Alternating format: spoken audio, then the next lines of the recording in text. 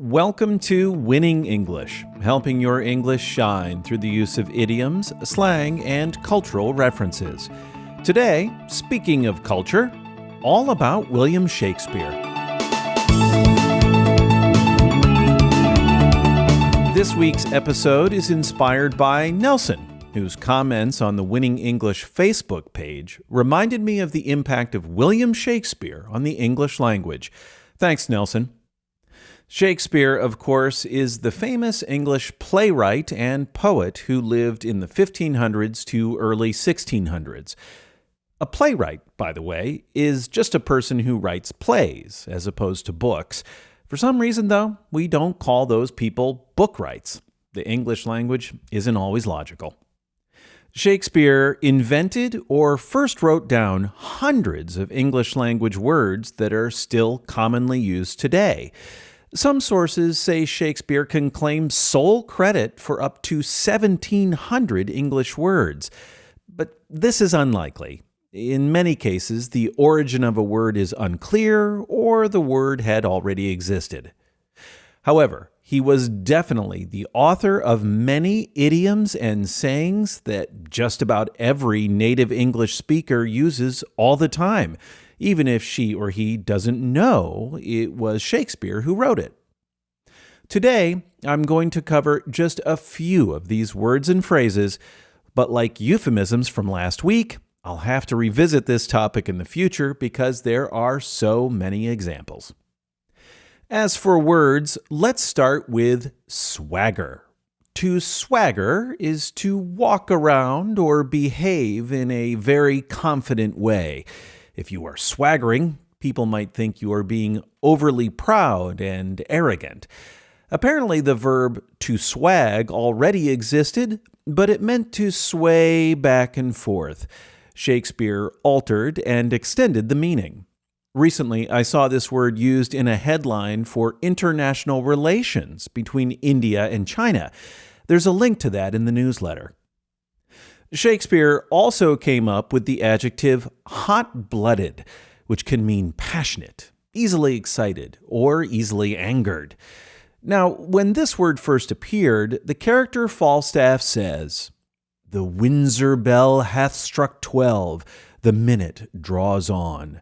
Now the hot-blooded gods assist me." Notice how it was hot-blooded, not hot-blooded. That's just a reminder that language is constantly evolving. Shakespeare is also given credit for creating many unwords in English. The prefix un creates the opposite meaning of a word. One example credited to him is to undress.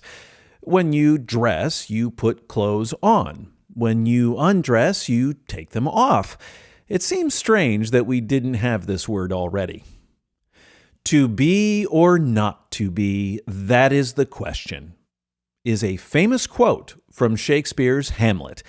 But when I say Shakespeare created a variety of common English sayings, this isn't what I'm talking about.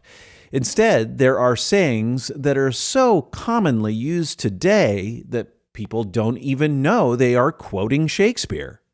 Let's start with to break the ice. I've covered this phrase before in a previous Winning English. Though I'm not a great playwright, let me quote myself. To break the ice means to start a conversation in a friendly way. When meeting strangers, it's usually awkward, and we look for ways to create a warm feeling, to break the ice with the person. I have an example of using this saying from the world of international relations again, this time between the United States and China. The link is in the newsletter. Another saying from Shakespeare is cruel to be kind. Maybe you've heard of the idea of tough love. In other words, sometimes we need to be mean to someone in order to get them to do the right thing or teach them the right lesson. To be cruel is to be very mean, but sometimes we feel that's needed with friends or children. Sometimes we have to be cruel to be kind, although I hope not too cruel. This phrase is even the name of a well-known pop song.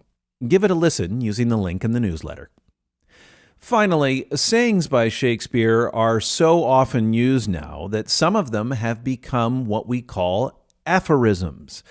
An aphorism is a short, easily remembered statement that communicates a moral message or a general truth.